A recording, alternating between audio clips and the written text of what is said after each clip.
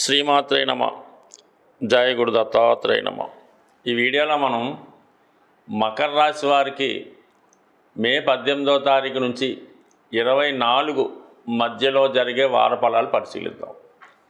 మరి ఈ వారంలోనే ప్రధాన గ్రహాలు మారడం వల్ల మకర రాశి వారి మీద ఎక్కువ ప్రభావాన్ని చూపడం జరుగుతూ ఉంటుంది. ప్రారంభం కాబట్టి ఇప్పుడు మారిన గ్రహాలు ఏ విధంగా ఫలితాన్ని ఇస్తాయో వివరించడం జరుగుతుంది. మరి మకర రాశి వారికి 6వ స్థానంలోకి గురుగ్రహం మారడం జరిగింది. ఇది ఒక విధంగా శకట యోగం అనే ఒక యోగం వీళ్ళకి టెంపరీగా జనరేట్ అవుతుందన్నమాట. గోచార రీత్యా అంటే ఎవరి జన్మజాతకంలో చంద్రుడు గురువు షష్టాష్టకాల్లో ఉంటారో ఆ జాతకుడు జీవిత పర్యంతం ఆర్థికపరమైన విషయాల్లో, కుటుంబ సంబంధించిన విషయాల్లో చాలా ఇబ్బందులు, స్ట్రగుల్స్ ఎదుర్కోవడం జరుగుతూ ఉంటుంది. అంటే జీవితం ఒక బండి లాగితే ఎలా ఉంటుందో ఆ విధంగా ఉంటుందని ఈ యోగానికి శకట యోగం అనే పేరు పెట్టారు. అందువలన ఏంటంటే ఈ యోగ ప్రభావం జాతకుడికి ఎక్కువగా ఆర్థిక విషయాల్లో, అలాగే కుటుంబ సమస్యల్లో ఎక్కువ ఇబ్బంది కలిగించే అవకాశం ఉంది. కాబట్టి చాలా వరకు జాగ్రత్త వహించవలసి ఉంటుంది. దాని తర్వాత ఏంటంటే రాహువు 2వ స్థానంలోకి ఎంటర్ అవుతున్నాడు. ఏంటో కొంతకాలంగా ఈ ఏలినాటి శనిలో చివరి స్టేజ్లో ఉంటూ నెమ్మదిగా మార్చి నెలాఖరులో బయటపడిన మీకు తిరిగి రాహు ఎంటర్ అవడంతో మళ్ళా తిరిగి సమస్యపోయిన కుటుంబ సమస్యలు, ఆర్థిక సమస్యలు తిరిగి ప్రారంభం అవడం జరుగుతూ ఉంటుంది. ఎలా ఉంటుందంటే ఏదో మీ కుటుంబంలో ఒక వ్యక్తి మిమ్మల్ని చాలా ఇబ్బంది పెడుతుంటాడు. కుటుంబంలో అవ్వచ్చు, దగ్గర బంధువు అవ్వచ్చు, ఊళ్ళో ఎవడో అవ్వచ్చు. వాడికి ఏదో కారణం వల్ల పోలీసులు అరెస్ట్ చేసి ఏదో జైల్లో కొంతకాలం పాటు ఒక జీవిత శిక్ష అనుభవించి ఉండి మళ్ళా ఆ శిక్ష అనుభవించి తర్వాత మళ్ళీ మీ ఇంట్లోకి ఎంటర్ అయితే ఎలా ఉంటుందో అలా ఉంటుంది పరిస్థితి. అంటే తిరిగి మళ్ళా ఇటువంటి విపత్కర ఇబ్బందులు ఎదురవుతూ ఉంటాయి. అనవసర కొట్లాట్లు, ఇబ్బందులు కలుగుతూ ఉంటాయి. ఇతరుల యొక్క జోక్యం మీ కుటుంబంలో రావడం వల్ల కుటుంబ సభ్యుల మధ్య విభేదాలు, అది విడిపోవడానికి కూడా కారణం అవుతూ ఉంటుంది. కాబట్టి కుటుంబ సమస్యలు చాలా జాగ్రత్తగా పరిశీలించవలసి ఉంటుంది. అయితే ఈ సమయంలో మీరేమి చేయలేకపోతూ ఉంటారు. మీ యొక్క బలహీనత వల్ల కేవలం జరిగిన దానికి ప్రేక్షకుడుగా ఉండడం జరుగుతూ ఉంటుంది. ఎవరు ఆలోచనలు వారివి, ఎవరు అలవాట్లు వారివి, ఆ విధంగా ఉంటుంది. దాన్ని జాగ్రత్తగా, ఓర్పుగా, సహనంగా సరిదిద్దుకుంటే మంచిది. లేదంటే కొద్ది ప్రశాంతంగా ఈ వ్యవహారాల నుంచి తప్పుకొని జీవితం సాగిస్తే మంచిది. ఇక బెటర్గా మనం ఆలోచించాలనుకుంటే మరి శని భగవానుడు 3వ స్థానంలో ఉంటూ చక్కగా ఈ షష్టగ్రహ కూటమి నుంచి నెమ్మదిగా బయటపడి కేవలం ఇప్పుడు శుక్రుడు, శని మాత్రమే మిగిలారు. ఈ శుక్రుడు ఈ రాశి వారికి యోగకారకుడు అవడం వల్ల మరి మీ కుటుంబంలో ఎవరికో ఒకరికి ఉన్నత స్థాయి పదవి రావడం జరుగుతుంది. మీ కుటుంబంలో ఉన్నటువంటి స్త్రీలు, మీ కుమార్తె కానీ, మదర్ కానీ, కోడలు కానీ ఎవరో ఒకరికి కొత్త ఉద్యోగాలు రావడం, వారి ఉద్యోగంలో అభివృద్ధి రావడం వల్ల ఆర్థిక పరంగా మీకు సహాయ సహకారాలు లభిస్తాయి.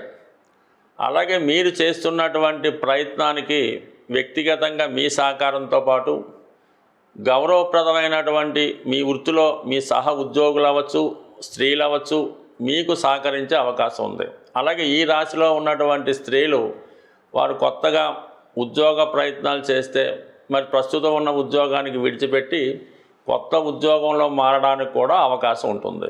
ఇది ఓకే. ఈ యాంగిల్ మళ్ళీ కుజుడు ఇంచుమించుగా ఈ వారం అంతా 7వ స్థాన సంచారం వల్ల మరి భార్యాభర్తల మధ్య విభేదాలు రావడం జరుగుతూ ఉంటుంది.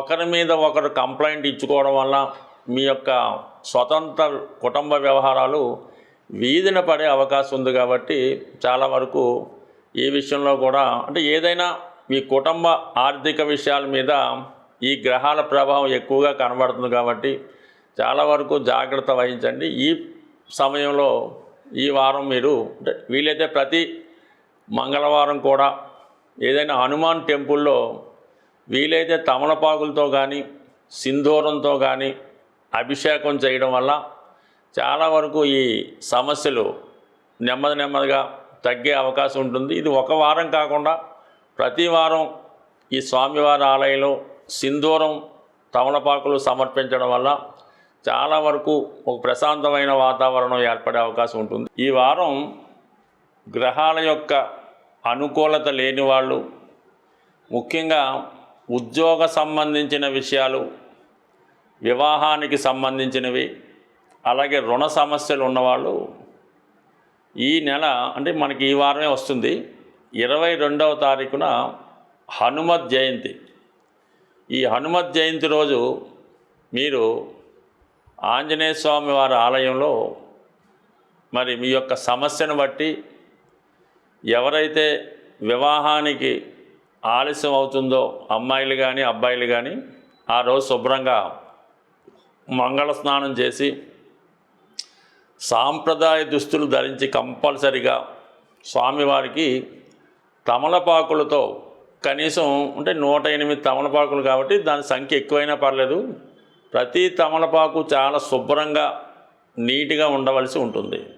ఓపిక ఉన్న వాళ్ళంతా అదంతా మాలగా తయారు చేసి స్వామివారికి కూడా వేయచ్చు. కానీ కామన్గా బిజీగా రోజు ఉంటుంది కాబట్టి ఈ 108 తమలపాకులతో వివాహ సమస్యలతో ఉన్నవాళ్ళు స్వామికి తమలపాకులతో పూజ జరిపించి ఒక 5 అరటిపళ్ళు స్వామికి ఇవ్వాల్సి ఉంటుంది. ఎవరైతే ఉద్యోగం లేక ఇబ్బంది పడుతున్నారో అటువంటి వాళ్ళు అదే రోజు స్వామికి సింధూరంతో అభిషేకం చేయించవలసి ఉంటుంది. లేదంటే మరి సింధూరం చక్కగా ఒక 100 గ్రాముల సింధూరం డబ్బా ఇచ్చి ఒక 8 కొబ్బరికాయలు, మంచి కొబ్బరికాయలు 8 చాలా నీట్గా పర్ఫెక్ట్గా ఉన్న కొబ్బరికాయలు స్వామివారికి సమర్పించి ఆ 8 కొబ్బరికాయలు స్వామికి అర్పించడం వల్ల కంపల్సరిగా ఉద్యోగానికి ఉన్నటువంటి సమస్యలు పరిష్కారం అవుతాయి. అలాగే మీరు ఇచ్చిన డబ్బులు తిరిగి రావడం లేదు, అలాగే భార్యాభర్తల మధ్య గొడవలు చికాకులు, ఇతరులు ఏదో ఇబ్బంది పెడుతున్నారు, అన్నదమ్ముల సమస్యలు అనుకుంటే స్వామివారికి అదే రోజు వడమాల సమర్పించడం వల్ల కామన్గా మీకు రావలసినటువంటి ధనం తిరిగి రావడం జరుగుతూ ఉంటుంది.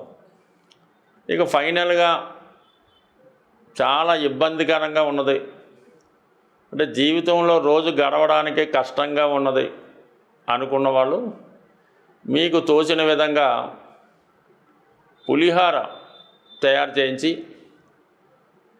మరి స్వామివారి భక్తులకి అంటే దేవాలయంలో వచ్చినటువంటి భక్తులకి ఈ పులిహార పంచిపెట్టడం వల్ల, అలాగే వీలైతే మజ్జిగ కనీసం ఒక 21 మందికో 10 మందికో మజ్జిగ వారి దాహానికి ఇవ్వడం వల్ల అన్నానికి లేని సమస్యలు ఉన్నాడంటే చాలా వరకు ఉండకపోవచ్చు, కానీ ఇంకా అక్కడక్కడ ఏ విధమైన ఇబ్బందులు ఉన్నటువంటి వారు ఉంటారు.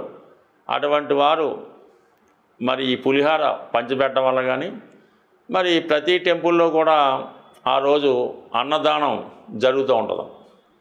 స్వామివారి ప్రసాదం అనుకుందాం, దాంట్లో మీరు కొంతైనా అందులో పాల్గొనే కూరగాయలు బియ్యము ఏదో ఒకటి ఇచ్చి ఆ వడ్డన కార్యక్రమంలో ఈ భక్తులు భోజనం చేసిన తర్వాత వారి యొక్క ఈ మిగిలిన ఆకులు అన్నీ శుభ్రం చేసి అవన్నీ పక్కన పెట్టి మళ్ళీ వాళ్ళు తినడానికి శుభ్రంగా క్లీన్ చేయడం వల్ల మీకు ఎటువంటి సమస్య అన్న ఇటువంటిదంటే ఈ ఫైనాన్స్ ప్రాబ్లము, ఫుడ్కి ప్రాబ్లం ఉన్న వాళ్ళకి 100% మీ యొక్క సమస్య పరిష్కారం అవుతుంది.